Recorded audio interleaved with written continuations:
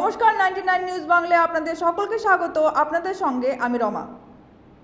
Manteswar block অফিসে নতুন voter তালিকা সম্পর্কিত বুথ লেভেল অফিসারদের সঙ্গে নিয়ে একটি প্রশিক্ষণ শিবির অনুষ্ঠিত হয়।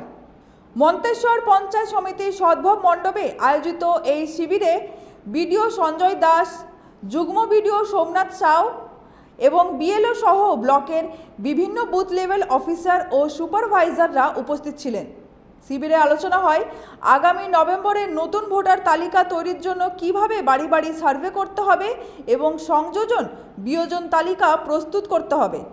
এছাড়া 17 বছরের ঊর্ধ্বে কিশোর কিশোরীদের তালিকা তৈরি করে অনলাইনে পূরণ করার বিষয়টিও আলোচনা করা হয়। বিএলও এছাড়া নির্বাচন দপ্তরের কর্মকর্তারা এই বিষয়ে বিস্তারিত তথ্য প্রদান করেন।